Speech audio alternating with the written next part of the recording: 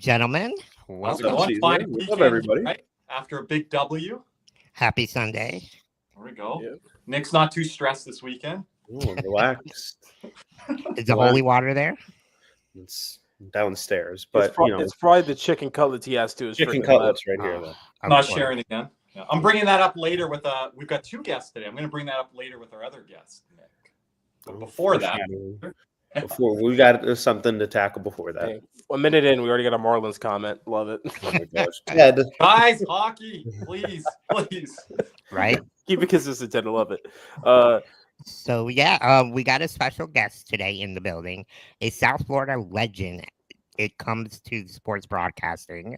He's sports director at WPLG Local 10 and trusted voice of your courtside Miami Heat, host and reporter, whether it's breaking big stories, bringing the energy at night games, representing the 305 with pride, the man himself, the one and only, Will Manso. Gentlemen, what's up, man? It's good. How's it going, Will? Is it going well? What's going on, Will? First of all, it's good to be back home in South Florida. It was nice to leave Edmonton with a W. So it was we got a W, get back home and enjoy here. So you're actually glad to be back in the humidity?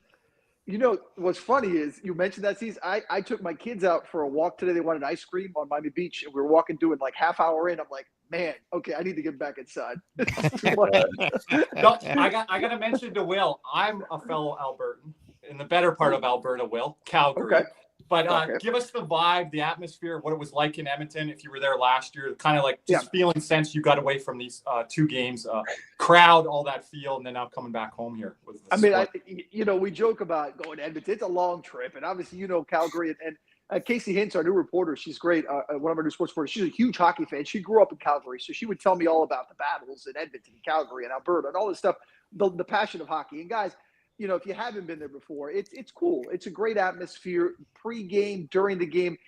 The one thing I will say, these people are so passionate about their team. I mean, you know how it is. All there is Oilers. It's oil country. Right. It's what they care about. It's what they've been waiting so long to see their team have a chance to win a championship. They fall short last year. They get another shot at redemption. It's incredible. But the one thing I will say, as loud as it is, it's incredibly loud. I've never seen a building get more quiet quicker than when the Panthers score a goal or they take the lead, or the other day in overtime when they won the game. It was insane. It was the old cliche, you could hear a pin drop. It got so quiet because those people were just gutted at what happened. I've been in there, Will, on a blowout game, and they're a very studious crowd. Like, I've never been in Edmonton before that, and I was just taking it all in with like a 3-4 goal lead. They're sitting on the edge of their seats and like studying each play. It's different than some other Canadian crowds. So they're very like hockey hardcore. And you can really silence that crowd if you get up on them, guys. Yeah, and to your point, my photographer, who he's been covering sports in South Florida for 35 years, he said this is maybe one of the smartest crowds I've ever seen. The oohs and ahs at the times they get high and low for your team, they're very smart on when to bring the energy for their team, when to boo it's a very smart crowd. Look, hockey is king there. So it's fun to see it. It was even more fun though to get a win and come back 1-1. Yeah, Edmonton is such like they may be quiet after right after a goal or whatever, but like 2-3 minutes later, especially in the second period, they got loud again. Chant. I'm glad I don't have to hear the Sergei chant for about a week. So, and that what do you guys? I want to get your take. You guys, what do you think of the Sergei chant? What do you think? I like it. I mean, it's look, when it comes to the goalie chants, Nashville actually has the best one, where they'll chant the name. Like they did it for Matt Murray for the Penguins years ago. They used to go like the same thing we do Sergei, like Murray, and at the end of it, they would just go, "It's all your fault. It's all your fault," and they would just yell, "You suck!" Like, but Brodsky, and a lot of crowds mimic and copy other crowds, Cody. So they probably pick up. Like prime Nashville. I think that crowd is great. I went to a game this past year, but they suck now. So it's like. It's not it's not get any shittier than that. Oh, Montreal, New York, they have some original chants. In today's age, like social media, everyone's copying other fans, and it's the same. That's true. It didn't bother me. Like I'm thinking to myself, like, hey, if they're chanting my name, it doesn't really bother me. I mean, it's his name, right? So he's in his zone. Can I tell you so that you guys know this? Covering Bob, seeing Bob, being fans of him as well. Is Bob doesn't care. He doesn't hear any of that. That dude is so chill. He doesn't. You could chant about anything. He doesn't care. Yeah, I think the greatest thing we could use to describe Bob is it was the Toronto series, I think, or I don't remember which one now. There was a scrum in like in front of his net, and he's just in the corner, just standing there. That's the great meme. The great meme of Bob from this postseason. Just standing, just the old SpongeBob thing, standing there menacingly. But it's crazy. Going back to the crowd in Edmonton, I wanted to ask. We were just talking about. It seems like Oilers are completely different beasts at home versus the road. They seem. They obviously feed off the energy in the crowd. Is there anything you notice when it comes to how they play on the road versus at home environment, anything like that? I mean, you would say yes, Nick. I mean, I think it's true. They do that. I mean, they're so fast regardless. And watching Connor McDavid live is unbelievable. I mean, on TV, it's amazing. In person, it's even more amazing. He is scarier. So fast. It is scarier. Yeah. He just, I tell people all the time, like, if you're an alien and you land on Earth and the first hockey game you've ever seen, they say, okay, who's the best player here? Oh, it's that guy. That guy's 97. Yeah, that guy's that 97. And it's cool to see. I mean, we're all fans, right? And even though you root for the Panthers, it's cool. But to your point, yeah, I think they feed off that. But I also think in this postseason, especially, I'm not sure what the number is now. I think it's 6 or 7, I think, that they've won on the road. This is a very confident, deep team. And we saw it. Look, they come in waves. I don't know if you can get a more even series. I mean, how much more even can you get from a personnel, from an experience, and then from a result? 2 games, 2 overtimes. It could easily be 2-0 Panthers. It could easily be 2-0 Edmonton. And it's probably its truest that it's 1-1. I don't think home ice really matters to either team in this series right now. Yeah, I definitely agree with that. There's been a lot of conversation about that. Actually, both teams at Panthers they're actually better on the road. They've clinched every series this year on the road. I mean, I think the pedigree, like you just said, for both of these teams, it's kind of been the key part of why these teams have had their success. So it's like, I agree, 2 best teams in the NHL with very tight gaps in between the two. Yeah, I agree. And it's kind of crazy watching, like, because you had like when you're like a hockey fan, you're watching both sides of it, especially after the first round where you can actually watch every game. Because I hated the fact that Panthers played the same day as Toronto, Ottawa, because I never got to watch that series, and I always got stuck with the Capitals or the Hurricanes. Like, I care about those teams. Like, but with Edmonton, it's like they dismantled Dallas. Like, I can't get over that. Like Dallas went from beating like Colorado again and beating and dismantling Winnipeg at home, and then they fired their coach a week later. Like, the league it's funny how it's the one thing Edmonton fans who talking to a lot of fans, a lot of times especially during the intermissions before overtime, we were there waiting to go live and fans would come over and they were very friendly talking about, hey, how they got there. And they all figured they would see Florida again. And I told them, I said, honestly, as the season went on, I think we all figured we'd see Edmonton again, even despite whatever was going on in the West. I think you kind of figured that this might be the matchup. There is a pretty big gap, guys, right, between these 2 teams and everybody else. Part of it is the depth. Part of it is the superstar qualities. And they're just teams are built well. They're fun to watch. I feel the same way after 2 games as I did after the East and West finals before this series. This feels like a 7-game series, right? Could it be 6? Could it? Yeah, but it feels like we're going to see 7 games. Obviously, the Panthers come take care of business at home, changes everything, but it wouldn't shock anyone to see a split here and it's 2-2 back to Edmonton. Will, you covering like the Heat during the year and things like that, now really locked in with the Panthers here on another Stanley Cup Final run and push here. What's been a player or 2 to you that's really surprised you here that you've seen here in the playoffs with the Panthers?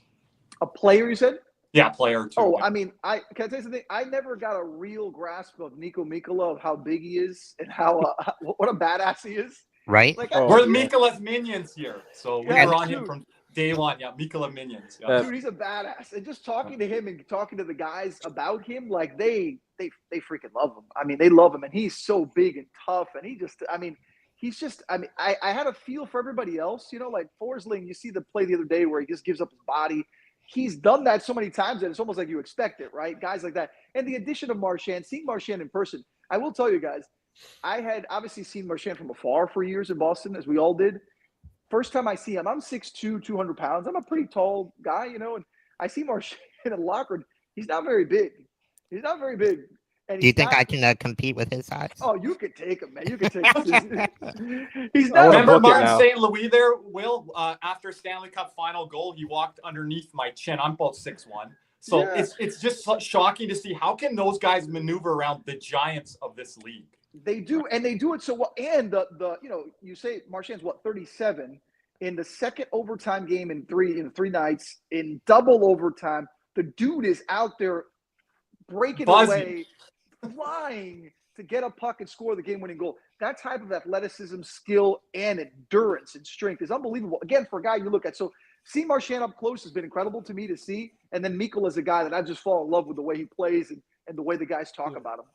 Yeah, and what's funny is I played defenseman growing up, playing hockey in South Florida. My coach would have benched me for the rest of my life if I've done the things Nico Mikkel has done. Yeah. I've never seen a defenseman play very well below his offensive goal line. Yeah. I've never seen it before in my life. He's a unique player. He's a unique dude. And you hear the guys talk, Paul Maurice talk about him, and it just the respect they have. But I think Forsling's another guy. But again, we knew Forsling for the last couple of years. We saw what he did last year in the run. I mean, he's an incredible player who throws his body around. But it's sort of the case with everybody on this team, right? Every guy has had one moment, one play, one thing you remember in this run. That's pretty rare, right? Because usually you just think, all right, like the Oilers, McDavid and Draisaitl, they're awesome. You know what I mean? They do everything. This team, the Panthers, are a little bit different. Every day it's a different guy. Yeah. And I kind of agree with Mikkola. After losing Rocco Gudis, I was like, man, they're going to be missing some toughness back there. But literally after watching him the first month after being, acquired by the Florida Panthers or signing with us, I was like, man, this guy is he's definitely filling out that role. So he's definitely a force out there. And shout out to we get a lot of film on Nico Mikkola, and we're like, we do our post game so well, and we're like, settle down, everyone, right now. This is a guy. He never played a full NHL season coming into Florida. Really, I mean, he was all right in St. Louis. Did some nice work in New York. Nothing to really jump out at you. I mean, 3 by 2.5. That's exactly what we gave Gudis, right? I mean, it was a little bit of a risk at the time, right? Because it was an unknown commodity, but he's fitting right away. He's played 20, 21, 22 minutes, top 4. He's played a lot of hockey, too. He was essentially the number 1 defenseman for Team Finland at the Four Nations. That's still crazy to me. Injury. So he's got and me and Kirby talk about it, he's kind of gotten the short end of the stick. He lost his partner in Brandon Montour. He started last year without Brandon Montour, gets him back, loses him, goes back with Kulikov. In all respect to Dmitry Kulikov, it's just not a top 4 defenseman at this point in his career. Yeah. And then he has to go with a new partner in Jones, then the Ekblad suspensions, 2 of them. And he's just mixing and matching all of his partners, and he has just. By the way, I'm glad you mentioned Seth Jones. He's another guy that you see him from afar. Man, he's well respected in that locker. His voice is so heard. He came in, and it's rare on a championship team for a guy to come in and his voice is so important. It is, and his plays. I know he was up and down at times in this postseason, but for the most part, he's been up. And he's another guy who's fit in perfectly. Shout out to Bill Zito, man. He knows how to get him. He knows how to. Paul Maurice knows how to work him in, and all the veteran players on this team that accept other players into their roles. A highly criticized moving Spencer Knight for Seth Jones. I mean, especially with. I mean, I actually wanted to get your thoughts on we were just talking about Seth Jones. What do you think exactly? I mean, what have you been most impressed about him with? Obviously, we saw Brandon Montour did last year. What things are similar? How has he provided maybe that same but different mentality or play that he's been able to I can't tell you what it is, guys, too, it's a rejuvenation. It's a hard thing to explain statistically. It's just he is rejuvenated here. He's a veteran player who's his career is okay, where's this going? Am I going to get a chance? Am I going to waste away on a bad team? And he had a spark has come on. He's a different person. Obviously, I didn't know him in Chicago. I didn't know him in the past personally, but seeing him, but the way he's around the ice, the way his leadership, his ability in the ice, the trust Paul Maurice obviously has in him, he is a new player. It's almost like you acquired, what you were getting in Seth Jones, right? You'd seen him in the past, what he could do, but it's almost like he got here and he went in a time machine and became that guy again, in the rejuvenation again of okay, this is who I'm going to be on this team. So his role has been vital. It goes again to the additions that they make and the way players get comfortable, the way players find their role. And he's a great voice, guys, too. In the locker room, when you talk to him and you see the respect players have, there are a lot of times that new players, even veterans, kind of are off to the side. Heck no, man. He's in the middle of talks and conversations, leaderships. There is a true – you hear guys call him a leader, which for a midseason acquisition, same thing for Marchand, by the way. Marchand keeps deflecting, and he's like, oh, there's so many leaders in the team, you don't have to be a leader. That's BS, man. He is a leader because every guy in that locker calls him a leader because they lean on him his 16 plus years of experience. What do you sense the locker rooms? Obviously we had Nick Cousins, Brandon Montour, Ryan Lomberg, a loud locker room. I'd imagine it's a little bit more quiet, but what is your sense on how the locker room is compared to years previously, especially with the departures of big guys like that? Yeah, not having Lomberg around and guys like that, voices like that, definitely changed the dynamic. And I thought Paul Maurice, I can't remember where I think it was in the Carolina, maybe around Game 5. I was at a press conference where Paul was asked about Marchand's impact.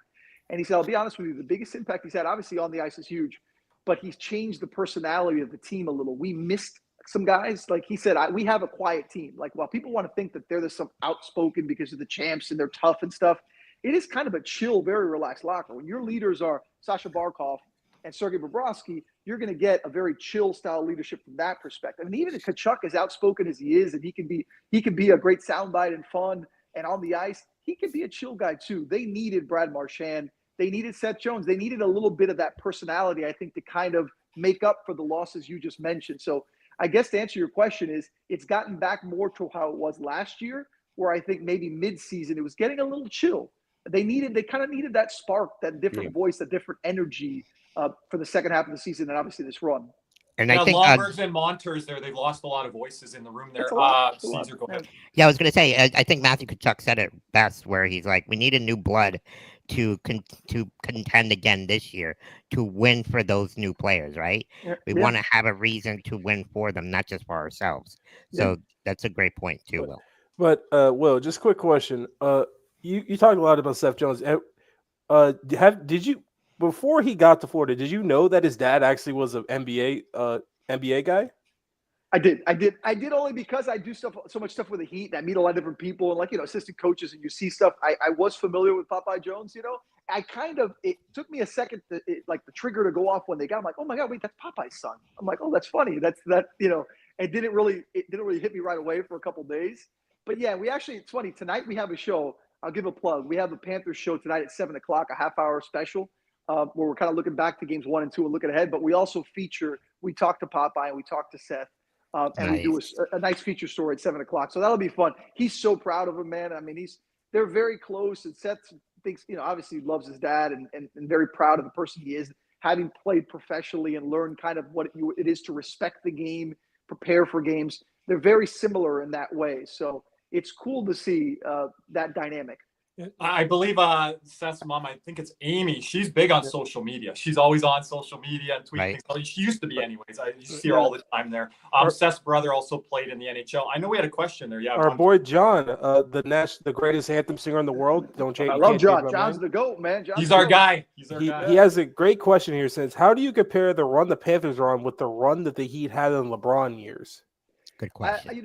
It's a great question from a sports perspective, from just the play. It's similar in the sense that every time you enter a building, you feel they're going to win. And that's a rare thing because, even the other night, down 1-0, most teams, right, even a fan base, when that goal is scored with 17 seconds left, you're thinking, oh, man, this is not our year. This is not our game. This is going to – yet I went to intermission thinking, I still think they're going to win. I still think they're going to – I'm not worried.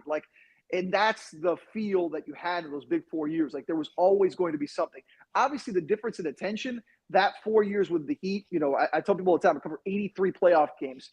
I've never seen anything like that because every game was like a rock concert. They had the Heatles nickname. It really was. Everywhere they went, it was the show. The Panthers are different, though. What's cool is every arena you go, man, people hate the Panthers because everybody hates the best team. They do. Everybody hates the champs. So as far as reception from opposing fans, it's the same energy. And as far as the confidence you have in the team, it's the same energy. The dynamic, obviously, of popularity is different because LeBron is just LeBron. It's hard to compare to that. But the confidence you have in these teams. Look, guys, I said it before, and I know you guys have probably said it too on the show. The Panthers are in the same company now as those 4 years of the Big Three and as the 3 years of the perfect Dolphins from 71 to 73, those Dolphins teams that won back-to-back Super Bowls, that had a perfect team. The Panthers are in that same, energy and realm because they've done something that's just hard to do, to go to 3 straight. And if they win, you're talking 2 and 3 years. they're right up there with some of the great dynasties and teams in South Florida sports history. It would be the same thing the Tampa Bay Lightning did in their 3-year run. Three consecutive Cup appearances, 2 wins, followed by what we did. The only thing would be difference is we lost first if we're able to win, and they lost last. But the next Cody, what were your thoughts on that Dolphins comment right there? It's like just way to bring back that depression. Can't wait. I'm just trying to get through. I'm enjoying the Panthers as much as I can because it's right back to. Nick and I have nothing to say. Cody, look at it this way. Put it this way, Cody. I mean, I'm a Giants fan because I was born in New Jersey. I moved to South Florida. I was 10 years old in 1985. So I love the Dolphins because those were the Marino years, and I followed the Marino years, and then I got to cover them a year. It was really cool. So I love the Dolphins. But I'm 50 years old, and I've never seen a Dolphins Super Bowl win. And that says a lot. I mean, I'm 20. I'm 24. I just turned 24 last week. I have not seen a Dolphins playoff win. Yeah, you're right. You got me on that. And you said the NFC roundtable here right now. Yeah. The other 3 are Cowboy fans. So I did get to see a Super Bowl, so that goes to tell you how. I didn't. I wasn't a fan until 2000. Dog, I've seen 1 in 15. Like you guys have not hit the lows I had. I have a question. Does your team get recklessly mocked every time anything happens with them? Yes, because every time they post the playoff wins, we're always up there. I mean, that's like you have to admit that Dolphin stat. Not that we're going to make this a Dolphin show, but that Dolphin stat that they haven't won a playoff game in 25 years is insane. Again, I'm a Giants fan, and they've been bad for a decade. They won a playoff game 3 years ago with Daniel Jones at quarterback. Like we can't luck into one. And you know what's funny? This was the Panthers for 26 years. This was the Panthers. 26 years. I got a Panther story for you guys. So just don't mention Eli to me, Will. I'm gonna get PTSD here. Just don't do that. He mentioned LeBron's Heat. I have PTSD. Like we were having dinner the other day, NHL party. The NHL has like a party. So there's a lot of national NHL guys that I don't know. Well, we're having discussions, and they're asking me about covering the Panthers. And I said, look, guys, I'll be honest with you. I got here in '99 at Channel 10, and I don't know if you guys remember. The Panthers in 2000, they played the Devils in the first round of the playoffs and lost. And I thought, this is the coolest thing in the world. I get to cover playoff hockey. It was so much fun. I didn't cover it again for over a decade. So it was like, what the hell? So I am taking all this in. The fact that we get to have these conversations and enjoy it because we remember the days where it wasn't even a thought to cover stuff like this. Because here's my question. Because here's the thing. You've covered South Florida sports forever. I mean, mainly the Heat and Dolphins because the Marlins have always sucked. Maybe in 03, that 03. one little bit. But you went from, let's say, about 10 years ago, you went from talking about the historically bad attendance numbers, the 5,000 people in the arena. Heck, buy one, get one tickets at some points. And now you're seeing this team be the class of not even the NHL, the class of professional sports. Yeah, you can put them up there with anybody. Now they say you guys are like Chiefs fans. Like, thank you. It's definitely remarkable what Benny Viola has done and Bill Zito, right? I have all the respect in the world for Bill Zito because they've done the impossible, right? Making South Florida care about the Panthers, making South Florida put the Panthers above others. Like, I mean, it was always a Dolphin town, right? And then the Heat did their thing. And then the Panthers, to your point, all those years where they just withered away to the point where people almost forgot they were here, right? And to make them now so vital, like you look around, people with Panthers jerseys and hats and bumper stickers. And, I got people all the time coming up to me now and asking me about Panthers. Guys, I went through a decade where I didn't have a person come up to me to ask me about the Panthers. And now you have people all the time. So the fact that they've done that, it's a credit. You mentioned Vinny Viola, obviously Bill Zito, Paul Maurice, the job he's done. Matt Caldwell, too. Matt Caldwell's great. The community relations, their media relations staff is great. They're great with the media. Like, they understand. And by the way, the players, my favorite story from last year's run, this is more like an inside media thing. It's not really that important to fans, but it goes to show the character of the players. I think you'll appreciate this. When we were on the ice when they won the Stanley Cup, some of those guys just wanted to be with their family. And, you got all the local stations there. They were looking out for all me and Mike Cunha, my wife Giselle, who works for Channel 6, and, Josh Moser and all the people from all the stations. The Panthers players made it a point to talk. It's like, hey, you guys are the local stations. You guys give us love locally. You cover us locally. We want to talk to the local fans. I remember Aaron Eckblad was exhausted, and he told the guy, oh, I'm done, guys. I'm going to go be with my family. He turns around and he sees, he's like, well, I'll do one more for local. I'll do it with you guys. Like, that tells you a lot about my boy Ecky. Yes, sir. That's cool to me that they care so much about their local market and their fans that are watching. because they know that, look, they don't, whatever, I'm asking a question, but you guys back home were getting to see the enjoyment. That's stuff that's really important because they know that fans didn't have that for a really, really long time. Oh, yeah. It's like I've watched the Panthers forever, and I grew up right around the corner from Dolphin Stadium, right there, Miami Gardens. And I watched the Panthers ever since 2007, 2008. And when people I said I watched the Panthers, people would give me like, really? Like hockey? It's crazy. And now I got people I never seen wear a Panther shirt, never seen them watch the Panthers. Now they care. And it's just so they crazy care to too. You know, some of it is obviously bandwagon. Look, we have bandwagon fans, but there are bandwagon fans for the Heat too. I mean, that exists. Yeah. But I think there are true fans that are their kids are playing. We get messages all the time from little kids, parents with the little kids and taking the hockey games and how excited they are to be Panthers fans. Like that's true passion that's growing for the future. Yeah. I remember when the best players to market, where it wasn't really anybody, it was like Thomas Fleischman, Stephen Weiss. Nobody really cared. Right? I remember Pavel Bure. There you go. I got my jersey upstairs. I was just happy to hear our name mentioned on NHL Network. It didn't matter that they were talking about us getting pumped 7-1, but as long as they were talking about us, it's like somebody knows who we are. But to see kind of how everything's changed, it'd be rare to see a Panthers shirt or a Panthers bumper sticker on the back of somebody's car, right? Yeah, and now you see them all over the place. Yeah. And it's just crazy to see. I'm just happy I could talk to the Panthers now, and I don't have to hear. I remember in '96, I don't have to hear that no more. Oh, Cody, you roll your eyes at that all the time. But yeah, because I sat through. If you lived it, you would understand that. So, and guess what? I live this, and I understand this. That's still the loudest the Panther crowd has ever been, Miami Arena, bar none. I don't care what anyone says. I'm not gonna lie, that was pretty incredible. You couldn't even hear the announcers on TV. That was my junior year at UM, and it was really cool. I mean, that was an amazing run. Yeah, but that's the memory you had, right? The only memories I had of the Panthers up until the last 3 years was when I mentioned that 99 and doing that playoffs in 2000. Okay, cool, and never did it forever. And then doing a story with Pavel Bure because he was my favorite player. I love Pavel Bure. So I did a story on him when he had one of his many unfortunate knee surgeries and rehab and spent the day with him, and it was so cool. Those were my two Panther stories for over 15 years. That's all I had. No, that's true. Before we do let Will go, guys, we're talking a lot about players here, Will.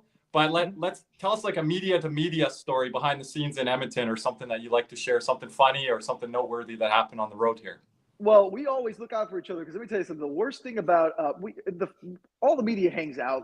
We all hang out. We have dinner, drinks afterwards, and we look out for each other. But I will say Edmonton is tough because the fans trying to do a live shot with fans behind you in Edmonton is not easy. So it's one of those things where we're all the other day, the Channel 4 photographer, the Channel 7 photographer, they were trying to build a barricade around me so that fans wouldn't come while I was doing my 11. Because the game went into overtime and my live shot was right in the first intermission. So I was like, oh my God, this is going to be a zoo. So they built almost like a baby pen, like a play pen. You ever see those baby play pens where they put stuff together?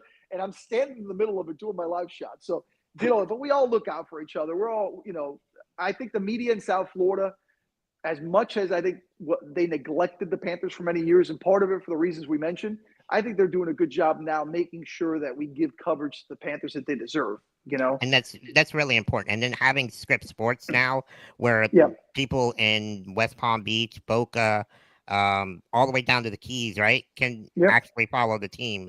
So that's huge as well. See, that was another smart thing that Panthers did was they went over the air TV, and a lot.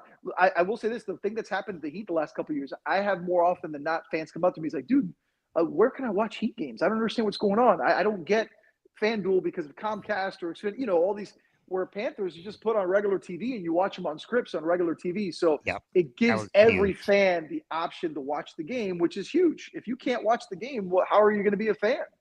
So it was a great thing they did. Yeah. They had to get that straightened out there, Caesar, with Bally and all that, because it was a mess last year. It was. You enjoy watching the away broadcast every. I didn't have trouble, Will, with Bally because I'm up in Canada, but all my post game callers were like, "Where's the game?" And I need to have this app, that app. So it sucks. It sucks when you ESPN Plus saved ESPN Plus saved my life. Yeah. Oh my gosh. That and NordVPN, but. But Will, I don't want to hear about it at VPNs. I don't know what you're saying. I don't know anything about it. But Will, we appreciate you having this on. Once again, go check out the special. It's on it's on Channel 10, WPLG correct? tonight. It's on Channel 10 tonight at 7 o'clock. I think we'll be streaming it if you go on local10.com, and it should stream on there. But we've got a feature on, I mentioned Popeye and Seth. We got a feature on Brad Marchand. Good timing, I guess. We had planned ahead of time. And we'll we'll recap the first couple games, look ahead, get all the stuff from today. So should be a good show. We'll put the link below in the description after the show. So. You got it, guys. But Thanks, Will. Appreciate it, Will. Thank you for your time, man. But, as we have our next guest waiting in tow. Guys, we gotta get to Caesar. We gotta get to Adri. Yeah, I got it. That's what I was gonna do. You cut me off. You got it, Cody? Or you want me to get it? No, you have it now. Kirby cut me off, so I can't do it no more. Panthers fever is here. Are you geared up? Caneswear in Davie is the place for all your Florida Panthers needs. They have the latest gear for our favorite NHL team. Jerseys, polos, t-shirts, hoodies, hats, and more. Caneswear has you covered. Stop by their store in Davie or at pantherswear.com. Again, that's Pantherswear, WEAR.com for all your Panthers gear. Thank you, AI Kirby. Hey, I just want to get in from Jeremy. He messaged me and he said, it's my fault that we lost game 1, Kirby, because I didn't give you a score prediction and scores. So he did it for game 2 and we won. He's already done it for game 3. So we want to give a shout out to Jeremy here. Hey, Panther fans in South Florida and need real estate help. Check out Jeremy Beckham with Next Home Treasure Coast. It's a boutique service with a personal touch. Jeremy and his team put humans over houses, working hard for you, whether you're buying or selling. Ready to move? Hit up BeckSellsFLA.com or call 772-475-5371 now. You'll be glad you did. And our next special guest, we have the one and only Jonny Lazarus. College hockey legend. What's up, Let's fellas? go. What's What's going on, Johnny? How you doing? Thanks for having me, guys. I appreciate it. Appreciate Johnny. You joined us on our Spaces preview show last year with the New York Rangers, so it's awesome to have you back here. So I was thinking last year, you were probably thinking like, maybe a Mark Messier Stanley Cup Final, Rangers, Oilers. We're seeing the rematch here of the Oilers and Panthers, but Wayne Gretzky, obviously synonymous with the Edmonton Oilers, but a lot of his family have ties now to the Panthers, his grandkids, his daughter, his son-in-law living in the Florida area there. So kind of what's been your read here on the series here so far, what you've seen through 2 games and how it's playing out? I mean, I think as someone who doesn't have a dog in the fight, it's been as entertaining as a series as you can ask for. I mean, like you get games 1, game 2, both going overtime, double overtime the other night, obviously, and that's all you want when you're just looking for entertainment when your team's not in it, right? So for someone like me whose team didn't make the playoffs and I just want a long, good, hard-fought series, it's been unbelievable. For you guys, I can't imagine how stressful it's been. But with that said, I also think, and you could speak better to it than I can. And also, Kirby, I'm curious what jersey you're wearing, by the way. Barkov. With the cut patch on it, though, like they put it on there. I wanted it over there, but that's it's the reverse retro. Like I love that logo, by the way. Like I think that logo should be. I know we never won with this logo, Johnny. No, I mean the Panther jersey. He's talking like the leaping cat. Like but unfortunately, the shield's gonna be now synonymous with our winning years, and the leaping cat's gonna be with our, Yeah. But that leaping cat, like red jersey from like the early 2000s, like I think that's like a top 5 hockey jersey with the broken starter CCM, John. Yeah, those were sick. But as far as the series goes, like, is the stress level even close to what you guys felt last year? No. It can't be, right? No. So honestly, we're all like, just enjoying the moment because 3rd year in a row being in the Stanley Cup. Mm-hmm. But nothing will compare to that game 7. I don't care what the Panthers do ever. How about all those icings in the 3rd period? Oh my God. Me and Cody were very calm by that game 7. That's 30 years in the making for me, Johnny, where we were giving away that series. So that was like, I was taking all the calls from our community and it was like, Kirby, I have never been through this before ever. Like, are we going to actually blow this? Right. But Nick and Caesar, they're very more high tense. Me and Cody were more level. Like we were losing because blowing a 3-0 lead. And I guess what made it more pressuring for us was they never cover hockey on First Take. They never do. They covered it on First Take for that game. Stephen A went to game 7. I know that's crazy, right? And we're just like, Right. we can't lose this. We can't lose this game because we're a laughing stock. I mean, I- that would have been the I most erased epic. games 4 through 6 out of my mind after last year, so I don't even Yeah. remember any of But it. Just Point deletes. being, though, too, like I feel like you guys, I don't know if this is like a conversation amongst Florida fans, but I know some in the media, like nationally, everyone talks about, oh, the Oilers learned from last year. They went through it last year. Like they're back this year and they, will gain so much more from that experience. But I've said it on our show, and I don't know if I haven't heard anyone else say it. The Panthers learned a lot from last year too. Yeah. Like they're back here.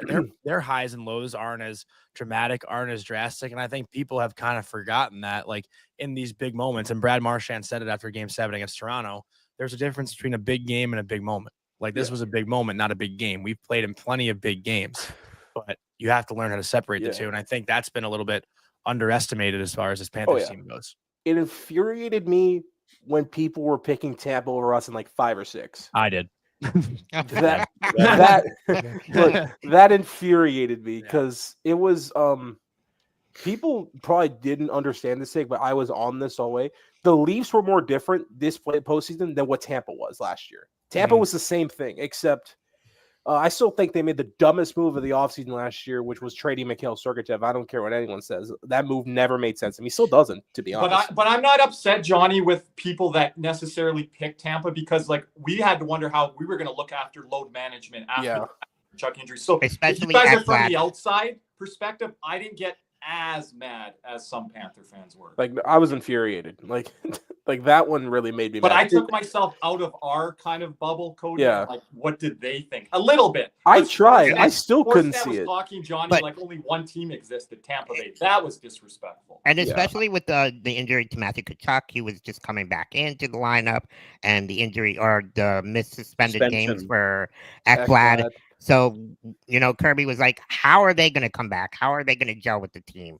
So that's something we had to think about against Tampa, right? Ekblad So- wasn't back very long before he took himself Yeah, out. then he I think it freaking- was also more that Tampa was so hot in the end of the year. Right. Yeah. Vasilevsky was playing. Well, we great. also struggled a lot at the end of the year. We had a Yeah. lot of injuries. Yeah, I think we were. What did we rest? Reinhardt, Bennett, all types of guys throughout. yeah, the like everyone got a rest, and like I think in Tampa kind of, and people remember Tampa's kind of blew us out in that last game of the year, but that felt like 2021 where Tampa was in the middle of their runs, and we faced them last 2 games of the year. We blew them out both games, and once playoffs started, didn't matter. Yeah. And it's just with this whole like once again, game 7 last year hardened this team more than anything else because nothing's gonna face them at this point. I really like they may lose if they may very well may lose the series, but they are not getting phased out of this series mentally. It's not happening. And with Edmonton, and the one thing I'm not sure if Edmonton learned yet is because it only happened for them for one game, is can they play with the pressure of knowing if they win this game, they have the cup? Like they had it for one game 7, but they were on such a roll. I don't think that pressure hit them. But when we you're don't up even 3, do that great in closeout games. Oh, no. initially. It you usually always lose takes the us first one and then win the second one. and then But that weight of when you're up 3-1, 3-2, do they know that feeling? Because that's what the Panthers kind of buckled under last year. And if they are in a position this series, I expect better from them. Yeah. When it That's a good comes point. down to it. But I wonder how closeouts, I wonder how Edmonton's gonna feel. there's also a lot more pressure on Edmonton. Yeah. Like we have our cup. I'm not diminishing. Like I'd like to win this one, but if looking ahead, like if Edmonton isn't able to win this cup, I mean, there's going to be a lot of conversation. There's going to be a lot of talk around Edmonton. So you go to back-to-back cup finals. If you lose both of them, that's just a killer, right? Like Kirby, we were talking about last year blowing the 3-0 series lead. I think the cherry on top would have been our second straight cup final loss. So there's a lot of pressure on Edmonton right now, and credit to them. I think they bounced back numerous times. First round against LA. They had a tough loss in game 3 of the second round against Vegas when Riley Smith scored with like a second left. And then they blew a 2-goal lead in the third period against Dallas. So they are an unbelievably coached team. I don't think Knobloch gets enough credit. A lot of talk about McDavid and Draisaitl, everybody. I think Knobloch's one of the best coaches in the NHL, how he's gotten them to buy in. They're a lot more comfortable in their structure. But also the idea of, okay, that kind of thing we talk about with the Panthers, championship mindset, pedigree, resiliency. I do think the Oilers have that DNA in them. Mm-hmm. So I think that is why this series has been so entertaining because of John. Yeah, Johnny. What was your keys coming into the series for both sides, Florida and Edmonton? How did you see this matching up even before these two games here? Well, listen, I think keeping it at 5-on-5 is obviously the biggest thing for Florida, and we all know they play a little, or not a little bit. They play, they cross the line for most of the part, right? the Florida Panthers play on the edge, and they're willing to do that because they know it rubs their opponent the wrong way and gets under their skin. And listen, I know the Panthers won game 2 on Friday night, but you still can't give the Oilers 6 power plays. Right. You can't I agree. That, and Sergei Bobrovsky, I thought, was phenomenal in games 1 and games 2, but he had to make a huge save on Leon Draisaitl late. Corey Perry finds that goal in the slot to tie things up late too. But Florida still, to me, this is where it's good and bad, because I think the Panthers haven't been anywhere near to as good as they are. Yet this series has still, it's 1-1, but they still got to overtime in game 1 when Edmonton, I thought, dominated for most of the game outside the second period. And in game 2, like I just said, they take 6 penalties, or they take a lot of penalties, but 6 power plays they have to kill off, and Edmonton only scores 1. And that 1 goal, honestly, I thought was bullshit. I'm quick to say Sam Bennett, whatever, but game 1, I actually thought his goal should have come off the board. I did think I can see that. Stumbled his way. But the last game, that penalty that he was called for on Stuart Skinner, I thought he was totally pushed in, and I thought Skinner milked the hell out of it. So kind of the opposite of how I thought it should have gone in game 1. Game 1, though, they kind of tangled skates there, so that was the part to me with. But I thought he kind of got his way. He's I got somewhere to fall, so I'm gonna. Exactly. But the last game, I thought he was really pushed in, and I thought Skinner kind of milked it. So there's so. I mean, meanwhile, you guys might agree. I'm sure most people don't feel this way. But if the cup was given to the Panthers tonight, Sam Bennett's my Conn Smythe winner. I don't know. If he's reaching that levels for me. Him and Marchand. I wanted to ask you, Johnny, about the goalies in this series. I don't think they've gotten enough credit. I think, obviously, we know Sergei Bobrovsky, when he's done, he's been absolutely outstanding. But I thought Stuart Skinner has actually been really good for them. He's kept them in the game. You talked about the second period. What do you think? I guess my question is, that a good sign for the Oilers that they're tied 1-1? Skinner's playing this well. Do you think there's more to that, or do you think he falls off the rails at some point here? I don't think he'll fall off the rails, but I definitely don't think it's a good sign that for the Oilers that it's 1-1. Quite frankly, I thought that was more of a must-win game for Edmonton than it was for Florida, if you want to call it anything a must-win this early. But, Florida being tied 1-1 coming back on home ice, I picked the Panthers in 6, and I actually thought it'd be opposite. I thought the Panthers would take game 1. Edmonton would bounce back game 2. The Panthers will take both at home. Edmonton keeps it alive on home ice. Then Florida closes out, in game 6. I don't know how that'll go, but, to me, after, again, I'll bring up that Draisaitl save that Bob made late in that game too.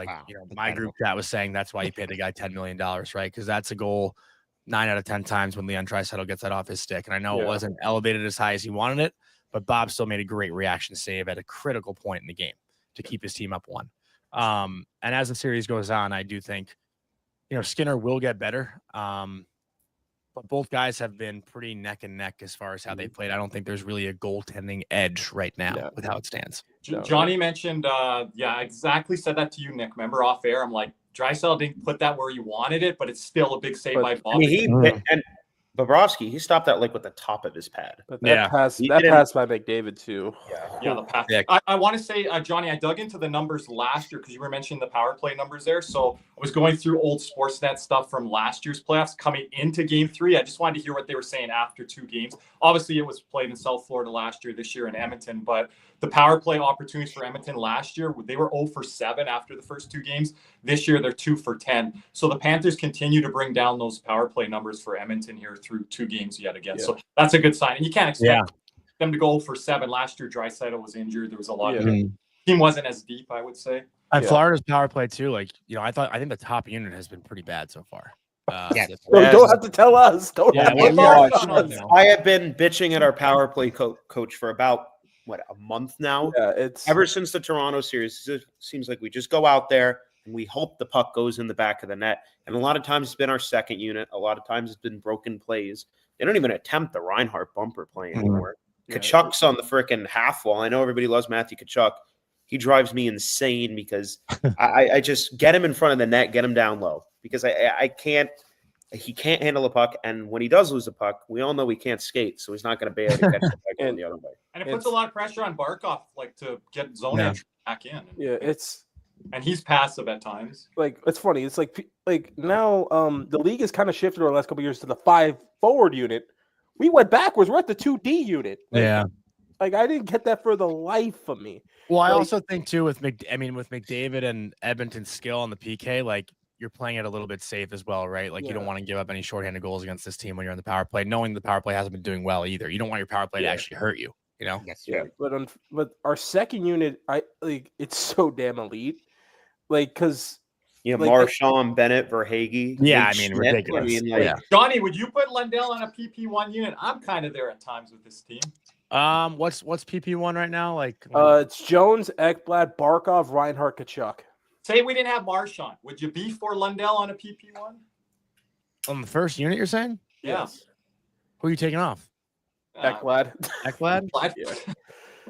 I already know the answer to that. That's I mean, like, I still think there are other guys that are maybe a better fit there, but like at this point of the year, kind of to try something new. It's kind of hard in the Stanley Cup Final, right? Johnny, there's so many left-handed shooters on Florida. I don't know if you've noticed that, but is that a problem? Like they put Erod out there at one point on the PP1, right? Because he's a righty.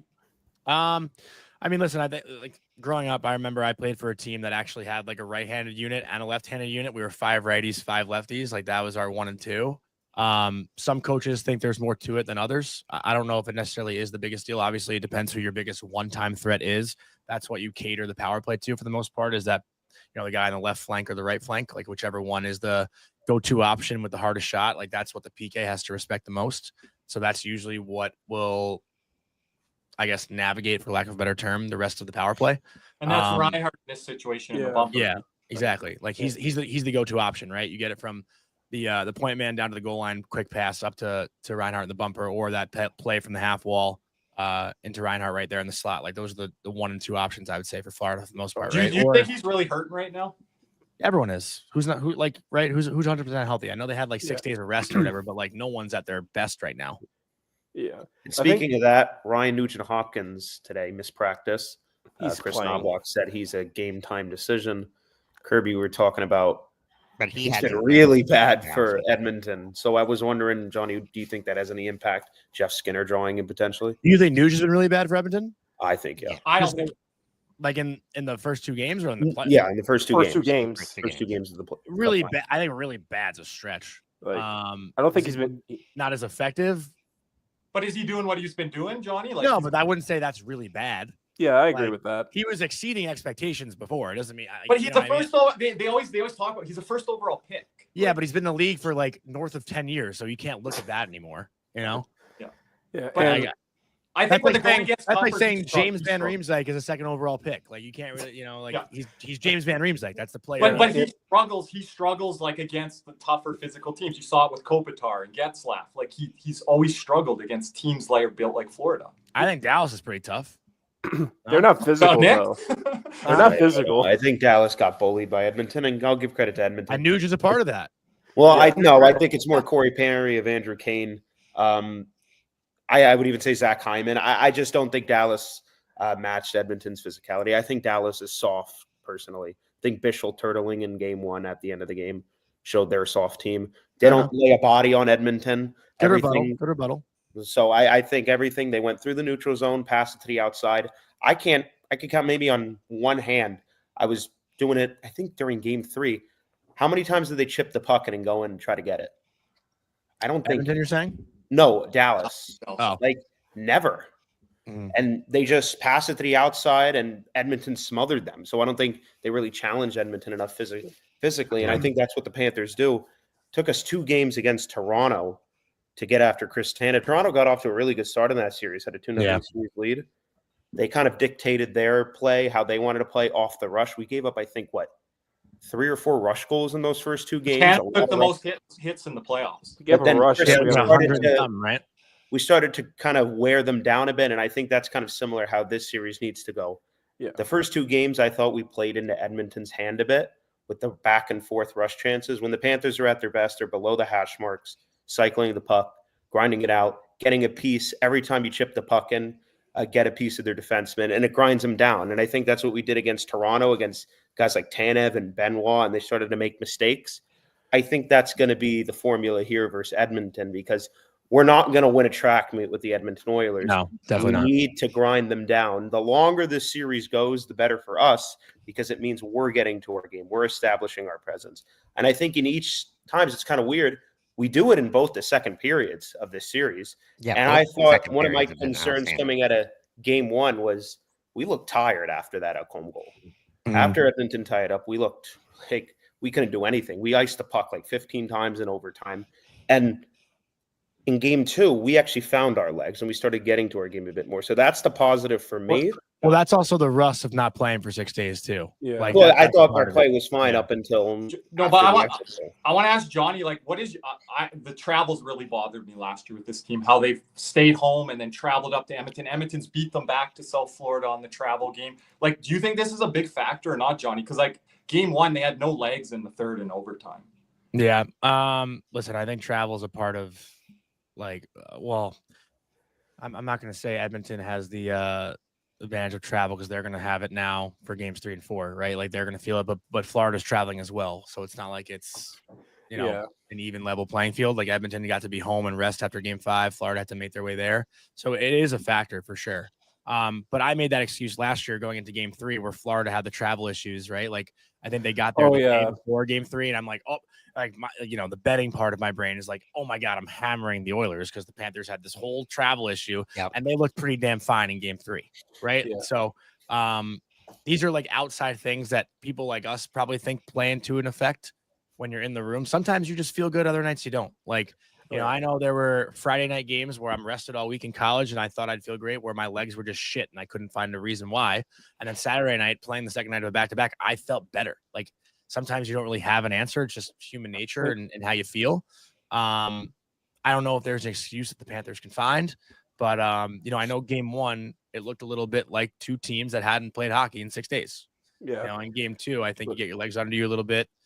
You feel out the series, you feel the rhythm, you feel the flow of your opponent, and maybe you just kind of have that in your brain and you feel a better physical. I don't really know. It's a tough thing to answer, but every night is just different this time. Yeah, I wanted to ask you, with you being that former athlete, actually talking to the guys in the room and stuff like that, it's like it depends on it's really dependent on the guy, because you have a guy like freaking Ovechkin, it don't matter what he has, he could drink like a 24 pack and go pot in 2 and an apple and go home. Everyone's body's different. And it's just so weird. But the one thing for Edmonton I've been kind of eyeing on is because usually the Panthers, we like to eye on a defenseman that we're going to hammer pretty much all series. Mm-hmm. Like for the Lightning, it was Hedman. Toronto was Tanev. Carolina, it was mainly Brett Burns. Dmitry Orlov. And Orlov was just I don't think I've seen. We've never caved a defenseman like that before. Like we made him turn pucks over, but Orlov, quite a 180 from his performance. There were some people saying we may have sent him to the KHL at some point. Yeah, I saw that. And then, like for the Rangers last year, I felt it was Keandre Miller. Like we were going after him. And every team goes after Keandre, Cody. But I still think the guy has tons of. Cody wants Keandre. Frustrates me. It frustrates me with him because I don't know what Johnny's thoughts are. The size, the skating, he has everything. It's just he doesn't use the size. I don't think he's a Paul Maurice. It's probably more frustrating for him than it is for me, but still, like I just see it with. But even Cody, to your point, like I know you guys were talking about Mikkola before. Like it's just part of the Panther DNA. Yeah. Like Nico Mikkola was here and he was not the player he was in Florida. I think it's just something that is contagious about being a Florida Panther. And honestly, I think it started before Paul Maurice even got there. Like just bringing in guys like Joe Thornton, a couple years ago, right? Just having different veteran personalities that have helped these younger guys that have then, clicked at the right time under Paul Maurice. Nick's favorite, Mark Stoll.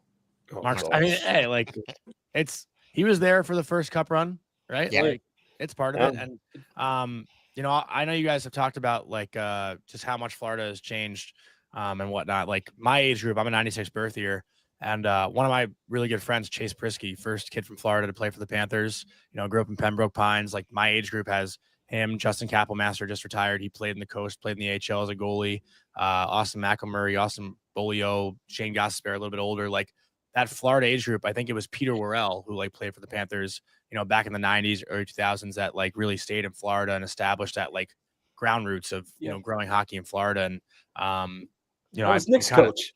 Huh? That was Nick's coach. Yeah, like I know a lot of guys who were Panthers fans since I'm 7 years old back in 2003, and I honestly forgot the point of what I'm trying to say, but I guess the culture of the Florida Panthers, from hearing from Chase, like that year, the minimal amount of time they have with Coach Quinville, I think it kind of started with him, bled into Andrew Brunette, and like it's just grown and grown and grown. It doesn't happen overnight, but the players that were there for those days, it just kind of clicked at the right time when Paul Maurice came. I do have to ask, and Kachuk, obviously. Yeah, I do have to ask, and you guys are going to kill me, but I have to ask. Don't kill me, Kirby. What would you give Sam Bennett? I'm sorry, I have to ask. I know we're not going to talk I was about waiting to ask, actually, Johnny. But what would you give Sam Bennett? Because we've heard all types of numbers out there. Well, I mean, what's the most that Florida can really give him? Like, what's the most they can afford? 6.5, 7, because we are at 19 million. And he already paid Lundell. Yeah, we paid Lundell for the 2C, and then we need to get another top 4D. You have to bring in a backup goalie now. And you have the only RFA we have is Mackey. So but do you trade a guy like Lufterainen who has you're trading Erod. Like not trade Erod before him. Yeah, like to me, I think Sam Bennett. Like I think if he signs an 8 by 8.5 in Florida, like why not? And again, like the argument I know, like everyone's gonna say, like any other team's willing to pay Sam Bennett $10 million, whatever that number would be. But I think Sam Bennett is a $10 million player in Florida. Like, I don't think his impact will be as big anywhere else. Like, he's a great individual player, but he's more so a product of who he's around than just him by himself. Like Sam Bennett's not going to be the player that we talk about on the Panthers if he went and played in Winnipeg. Like I just don't think it's that. Like it's he would be good. No, I know. I just thought about that. But even worse, Johnny, if he goes to a non-playoff team, he's not going to drag you to the playoffs. He does his work in the playoffs. But I said Winnipeg specifically because I think that's the team that everyone would say, like, oh, if Winnipeg had Sam Bennett, they'd go on to win the cup, right? Yeah, like, no, that's probably a take you'd hear. I don't think that's happening. No, I don't. It's the thing is with Bennett and my cap with him was always 6.5. It's 7 if you have to. But my whole thing is like this is his peak. He ain't beating this no. He just set the NHL record for road goals in a postseason. He's never doing this again. No, definitely not. Like that's the thing, and like paying. And the other thing with Florida is like with Lundell at the $5 million, it really financially it doesn't make much sense to pay Barkov 10, Bennett 8.5, Lundell 5, and all your wingers, Johnny, that are getting money too. Verhaeghe's making 7. You got Jones and Forsling locked up, but you're going to have to pay a defenseman. Yeah. You're going to have to pay a new goalie, and then Ekblad's out the door likely in that situation. Right? Yeah, I think Ekblad's gone regardless. So well, I don't have the problem with the money. I have really a problem with the term more so. Like in the immediate future, I guess it's fine. On that. Cody's different than you on that. No, I don't. I mean, I don't want to hinder Anton Lundell. I think he could be a really good number 2. I think he's a 2C now, Johnny. I think he's a 2C already. And I think, why are you paying Anton Lundell $30 million? Why are you paying him? Why are you extending him for 6 years? And Lundell's but you guys are saying that, but it might end up being like, look at Colorado when they lost Kadri, right? Like, I think we have a better succession plan. Yeah, but second line. Lundell's chemistry with Kachuk is unparalleled. A lot of I don't know about all that. Unparalleled's a strong word, but it's unbelievable. Cody, you put them out there in overtime, they win games. Well, I think you guys are missing something too. Like, we're talking about Bennett's contract, all these other guys. Bob's got 1 year left on his. Like, what's going to happen when that's up?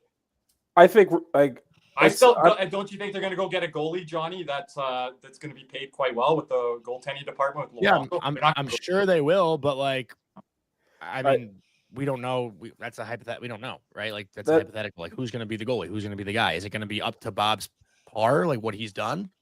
Nah. Like that was like Adamko, Sorokin. Yep. He signed an 8x8 last year, didn't he? The Islanders more Demko. Demko could probably be on the move, and the one team I'm looking out for. I think if Boston doesn't get together, I think Swayman and Pasternak could be looking their ways out the door there too. Are you think Marchand's texting them? Come on over, boys. Probably. Anything's possible in Florida, Johnny. We never thought Marchand would be in Florida. No, yeah, I agree. I believe in the dominoes falling, and I think Marchand's the first domino. Like, because they're stuck with Lindholm, who's making $775 for being the third best player on his line in Calgary 3 years ago.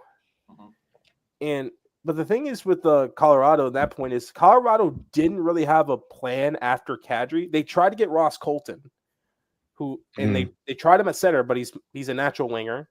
They tried Casey Middlestat. That worked good for about that wasn't going to cut it. Like 2 to 3 months. And now they just re-signed Brock Nelson, and we'll see if that. I think it should work because I like Brock Nelson, but it's hard to predict too, Johnny, with all the situation. Like, you can't really predict it right now. I trust Bill Zito in what he's going to do. Also, if I'm in your guys' shoes, contracts and off seasons are the last thing I'd be talking about. Oh yeah, like but we get questions on it so much. And enjoy it, guys. You're in your third straight final. No, we won Game 7 versus Toronto, and people kept asking us that question. Yeah, Nick asked it today, but I have had to ask it for as well. Yeah, like I don't usually like talking about it till after.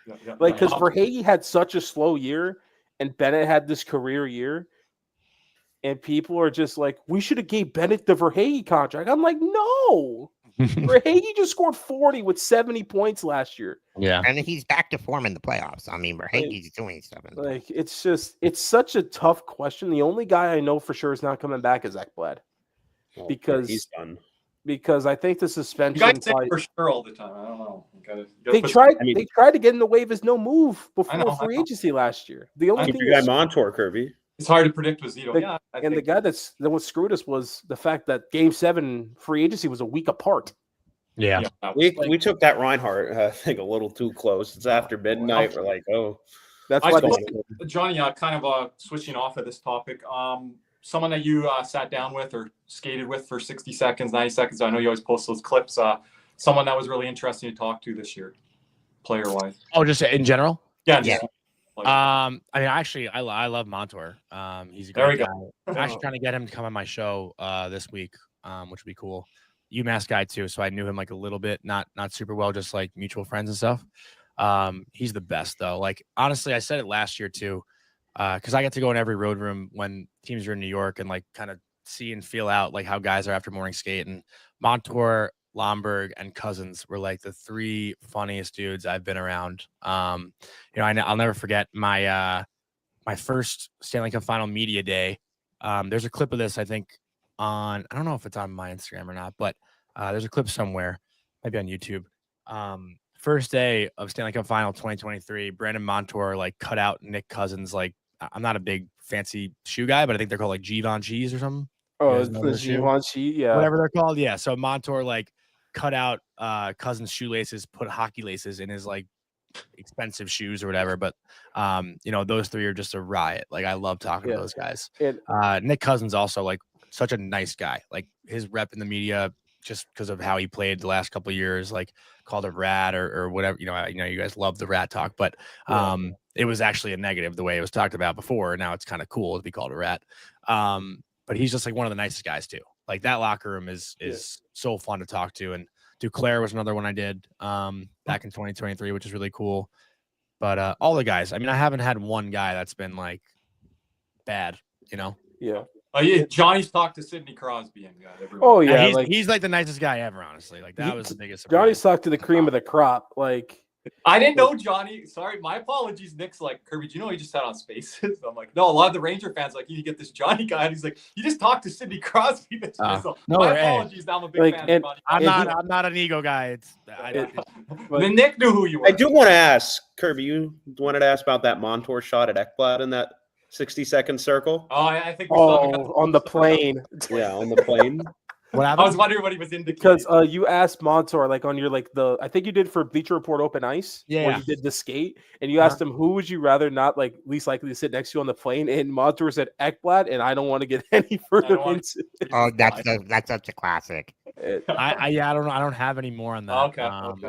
But maybe I'll bring that back up. I think Ekblad saw my tweet on it, so that's all. It may be was the the tweet? poker thing because Ekblad's a big poker guy. Yeah, I don't know if it's poker or So something. you think he else. cleans up? Probably. Apparently, Marchand cleaned up on the way to That's Edmonton. very Marchand might have the But IRS. I on. think my favorite thing was like you said the biggest. You asked Montour the biggest prankster, and he said Kachuk. And I don't know if you've seen the last Spitting Chicklets episode, but when they got Marchand, Kachuk pranked like half the team and said, All about the trade. Yeah, About the trade, Lucerina was going the other way. Yeah. I don't know if he's like the physical prankster or maybe like the little jokes like that. Like I know Montour and like Cousins and those guys would like mess with like the equipment and stuff, like, kind of that kind of stuff. The media. Yeah. The local media. I don't think he's like Kachuk doesn't feel like a physical prankster, but he feels like a prankster where he'll make it seem like something else is happening when it's the complete opposite. Yeah. And kind of put you in an embarrassing situation. That's the kind of prankster I think he is, but it's still it's like hearing those stories like about your team is like always like so funny to me. It's so funny. It makes you love the guys even more, right? Like they're human. They're kids just like we are. Yeah, they're second to none the best interaction with fans, with people in general. Yeah. I've definitely had nothing but respect talking. Lundell, the Finnish females, that's still funny as hell. I got an off-top hockey question here for Johnny, fellow Paisan with Nick here. What's your thoughts on chicken cutlets? I gotta get you guys think I'm Italian? Right? No? I'm 100% Jewish, boys. Yeah, I'm not Italian. Oh, okay. You're good. You're good. I told you I didn't think he was Italian, Kirby. I get that a lot, honestly. Nick's name's not Italian. But, chicken cutlet, I do love though. Like, who doesn't love chicken cutlet? I mean, it's my favorite sandwich is like chicken cutlet, prosciutto, mozzarella, pesto, balsamic.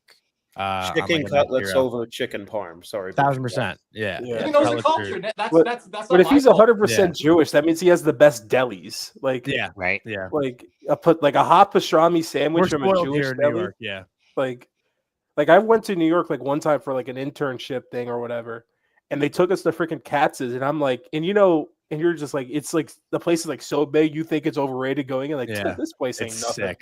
It's so and good. I took a bite and like, never mind. Yeah, it's I understand. I understand. Like, and don't worry, Kirby and Nick. I'm not offended by the Italian comment at all. What? Good air. I thought we were gonna. But Johnny. So before we let you go, what do you think of Game 3? Which way do you see it going? I got to be honest, guys. I mean, is it possible to even predict right now? No, I don't think it is. Like I can't predict low event, high event. I don't know. Oh no, it's gonna be high event. I feel like an idiot for picking the under in Game 2. That's just because, king of the unders, Johnny. But that's just because I thought Game 1 was very wide open. That I thought both teams would lock down defensively a little bit in Game 2. But even the Oilers, like they've been very tight in their own zone, especially collapsing in the middle. And how many breakaways did Florida get in Game 2? Like 4, 5? You know what's funny? We got more breakaways in that game than we got in all year. We never get breakaways. Yeah. We never get them. Insane. Do I think Game 3 though will like I don't think Edmonton will have to weather as much of a storm as Florida had to. Yeah. If that makes sense. Like I think the Oilers will get to their game quicker on the road than the Panthers were able to in Edmonton in Games 1 and Game 2. Yeah. But again, like I don't really know. I don't know. I might not place a single bet for the rest of the series. Like last year, as far as the money lines go, I was wrong in every single game last year. I was like, what did you have it going last year? I had 5 in Florida and 5 last year. I think I had the Oilers in 6 last year. That makes sense. Yeah. Like I've actually like notoriously bet against the Panthers a lot. Trust me, a lot of people. I can see that. This time around, I did not. I said Panthers in 6. I'm done looking like an idiot against these guys. So if we do lose the series, we're blaming you. Yeah, you can for sure. Yeah, I'm a mush. Yeah, I'll definitely take the blame. Is this reverse psychology right here? No, not at all. Not at all. I took Carolina in 7, Dallas in 6 in the last round. Like, Carolina series, I was expecting so much more, and then we blew them out the first 3. It was varsity versus JV. That's what it looked like. And it's like when you're in this kind of space and like you're trying to talk about your own team, like you have your biases and everything, but you're trying so hard to respect the other team, so hard, and then it's just went the but opposite way if any of us we were thinking. But also, I'll say like this from someone who has like rooted for a team that's gone against the Panthers. You could tell pretty quick that they're better than the team that you root for. You know, like last year in game 1, I thought the Rangers like actually didn't play that bad of a game. Lose 3-0. Game 2, get dominated, sneak one out in overtime. Game 3, dominated even worse. Find a way to win in overtime. But that whole series, it's like, how are they pulling this off? Like, I don't know. Like 1 goal, Johnny, up 3-1. Yeah. Up Yeah. 1 goal. You would have been up 3-1. Three straight That game overtime was games. a really clean game by Oh, Florida. dude, that series, I thought Lafreniere found it. I was like, oh Yeah. my. You're getting depth scoring from Barkley, Goodrow, and But I'll tell you the That difference in that Goodrow series. shorthanded goal. What won the Panthers that series last year? Game 5, the Rangers were about to go on a 5-on-3, I believe, with the game tied at 1-1. Eric Gustafsson retaliates in a scrum and then gets it even. Yep. And so Nico Mikkola ran into Igor. instead of a 5-on-3, I think it was like maybe a 5-on-4 for another like 45 seconds and then back to 5-on-5. But like if the Rangers had a 45-second 5-on-3 there in game 5, fuck man, like that could have been different. But better team won. End of the day. I still remember my one of my best friends. He was just getting into hockey, and he's like hardcore into it now. I remember he screamed like in game 3, "Who the hell is Barkley Goodrow?" And I was dying because like Goodrow was picking corners. Yeah. It was so. That shorthanded goal. I sat there. I'm just like the one timer in game 3 or game 4. Oh my gosh! I left my seat. And we talked about the Oilers crowd when they get going. That MSG crowd, that always scares me. Oh no, I think they have the best goal song in the league. But there's actually like, as far as the Panthers fans go on the road, like there's always a good amount of Florida fans obviously because there's a lot of transplants here. Yeah. But I always see Panthers fans around when the Cats are in town. Yeah, even up in Canada here, Johnny, it's pretty remarkable. Lafreniere's terrified me. He went back to Rimouski on us. I picked him on my fantasy team this year, and then he started off hot. And yeah, you were a big Lafreniere. Disappeared. I tried. Like I was like on the Rangers all year. I'm like, oh, they're gonna make the playoffs, and then until they were officially eliminated. All right, boys, I think my time's up. Hey, look. Cody, you were big on them last year. You guys are always pumping up New Jersey in these circles. Johnny, I'm always standing repping your. I said New Jersey was third. You just don't like them. Up the Devils. You just look. I had them third in division. You had them out of the playoffs. They're frauds. I don't care what happens this offseason. The Rangers are my Metro pick next year. I'm saying it now. That's brave. They're not mine. Is it going to be Carolina with Mitchie Marner? I don't know. Like, it's too early to tell. I know we're getting off topic here, but even with the Mike Sullivan hiring, I still don't think the roster on paper is like a cup contending team. So we'll see what happens. But I'm definitely not making any guys shots next year. What's up? You think he gives some young guys shots next year? Like I think Berard's his name. Yeah, Gabe Perreault.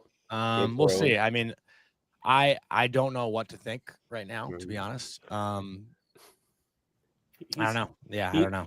He was in. I haven't thought about the Rangers at all. So you guys are getting guys. Yeah, he's enjoying the no Rangers talk. Like I actually am, honestly. Because the team's not stressing. Trying to be courteous to the guests. He's like, no. No, it's just like no, because like in this circle, when your team's not doing bad and you're like the content creators, like everyone's gonna be like, what is going on? And you're just sitting there like, dog, I don't know. I have no idea. I'm right there with you. Like I can tell you, I'm not the clickbaity like trade proposal. Like just I'm like I'll react when something happens.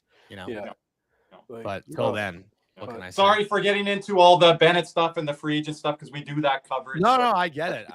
It's a hot topic everywhere. Like I'm sure we're gonna talk about that in our show tomorrow morning because I think Sam Bennett in this series has been as impactful as anyone. Yeah, and Nate Schmidt, let's get him in there. Oh, Nate Schmidt, like jack him up to like $5 million, please. Yeah, because he's getting the OEL contract. He might. Close.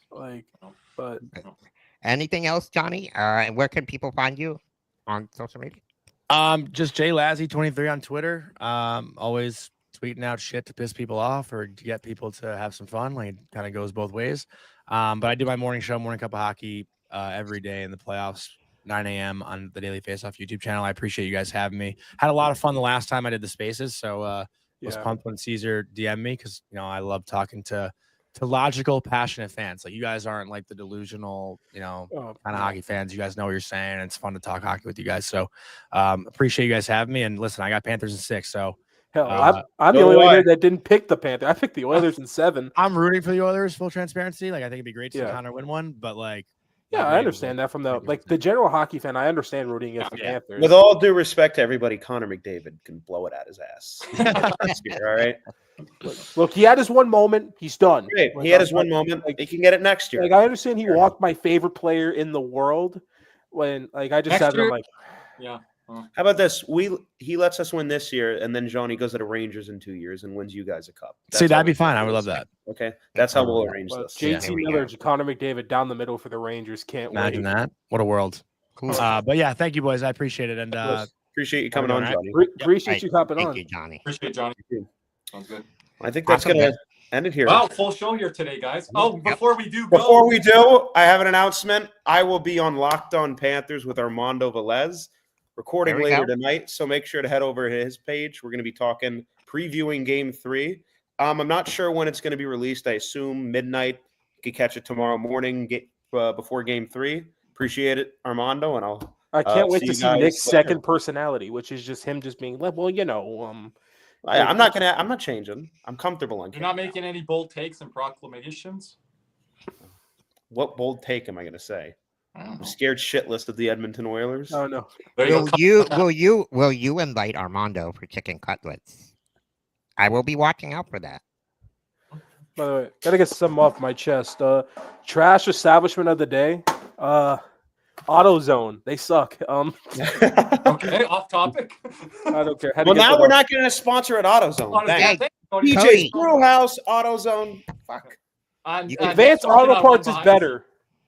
Forget any oil-powered machine. Get a wheelchair, electric.